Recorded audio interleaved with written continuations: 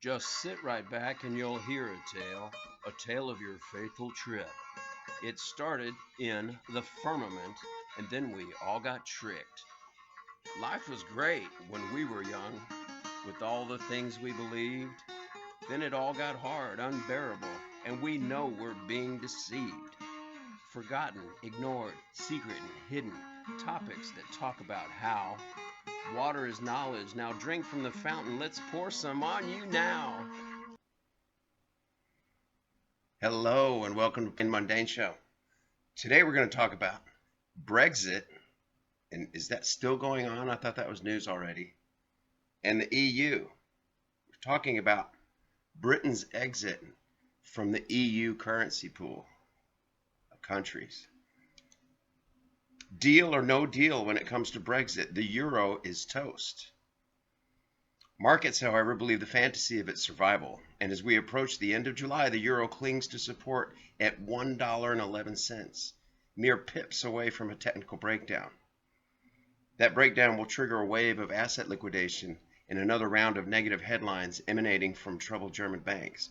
With 10 Downing Street now saying no deal is acceptable, the hardline negotiating tactics of the European Union have hit a rocky shore because it looks like Boris Johnson is ready to give as good as he gets. I've been saying this for a long time. The EU is a tough nut to crack. They have no leverage in these Brexit negotiations. What they had was a stacked deck of British officials negotiating with Brussels on Brussels terms. It's not a negotiation if both sides agree on terms, it's a surrender. The only negotiation that went on during Theresa May's administration was with the British people on accepting the horrific treaty written by German Chancellor Angela Merkel's Adolf's daughter's staff by a rubber stamped by May. Today Britain looks different. At least on the surface, the market is punishing them for entertaining no deal. The pound is falling out of bed today below $1.24 because Johnson looks serious about reopening negotiations or opting for no deal. But here's the thing, the Eurozone is facing a recession. I've talked about German free-falling economy before. It's not getting any better, and if a no-deal Brexit occurs, so the Forex markets are offside today, way offside.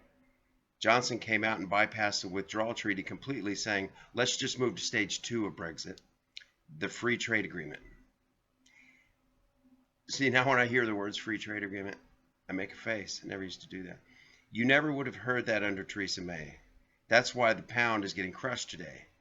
At some point, however, that move will get overdone.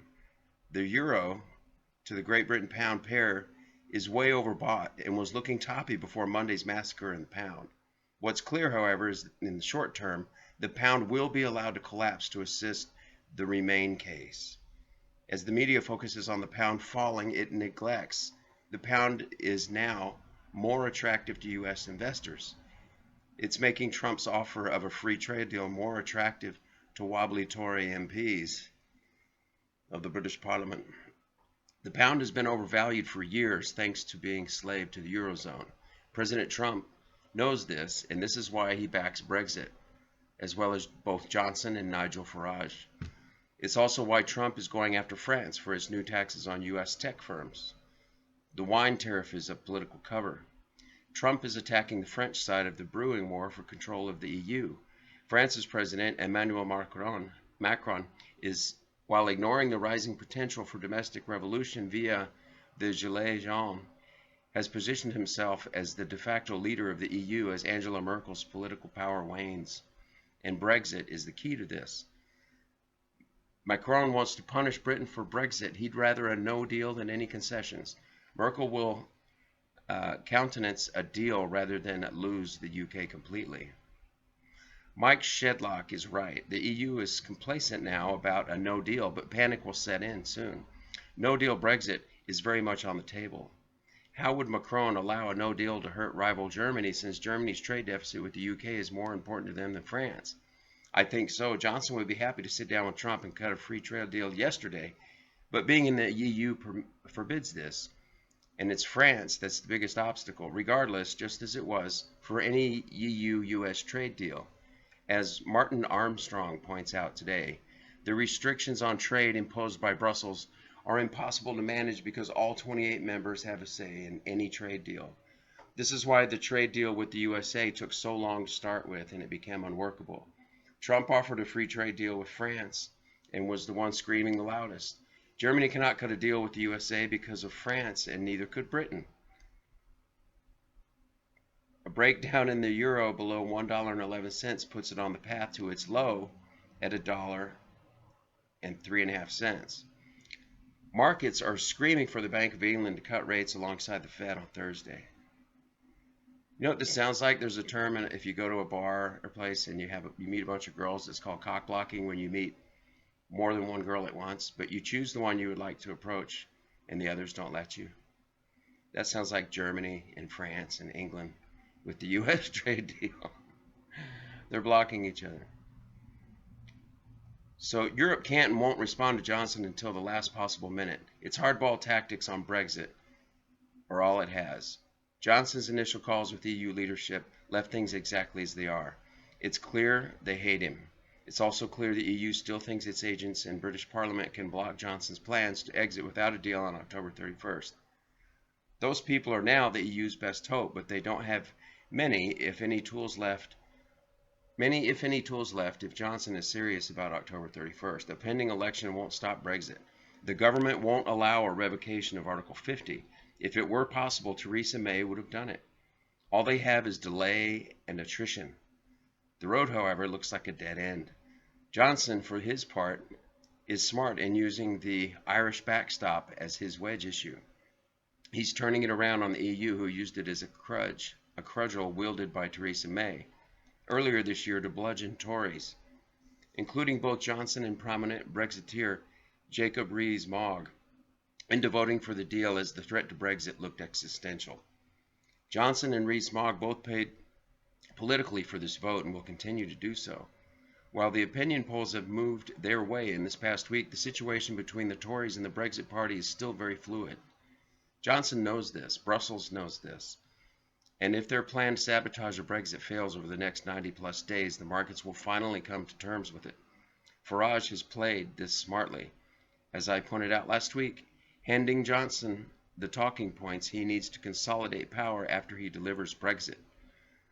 If Johnson is serious about bringing about a post-EU golden age for the UK, then he would be taking Farage up on his offer to help deliver wins in the Labour-heavy Midlands, where Brexit did so well in the EU elections in May. That's the way things look right now. Johnson is creating an environment for a post-Brexit general election to consolidate power, to destroy the Tory Remainers, and crush the resurgent Liberal Democrats who have become the single-issue Remain Party. Note, Remainers. Those in favor of the UK remaining in the EU are sometimes referred to as Remainers. The derogatory term Remoaner, a blend of Remainer and Moan, is sometimes used by the Brexiters to describe adherents of the Remain campaign. What do you think, folks? Should Britain stay in the EU and allow the value of the British pound separately to go down against, say, the dollar as a reserve currency? Or should they just let go of the pound and go with the EU? But the EU's in a recession. How do you make this decision? Oh, is it deal or no deal? You know, crab or get off the pot? What do we do? Well, a lot of us aren't in it. Thank goodness. Thank you for coming to Plain Mundane Show. Please hit like, subscribe, and ring that bell, and just wait until I put up another video. Bye. Hey guys, I needed at least another 2 to 3 minutes on the end of my videos, so I just made up this.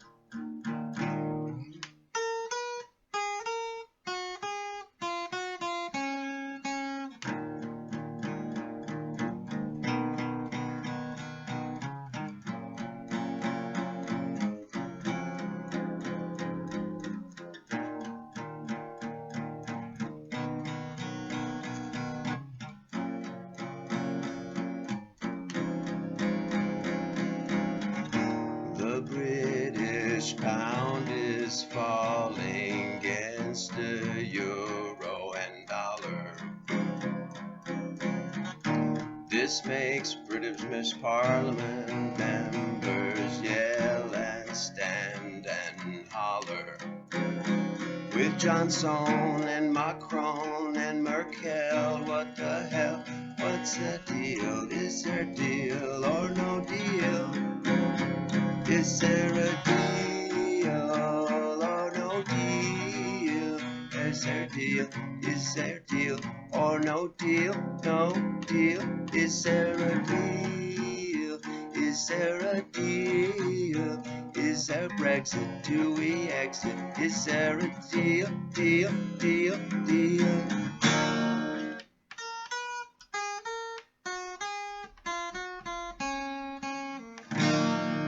That should do it. Thank you for listening.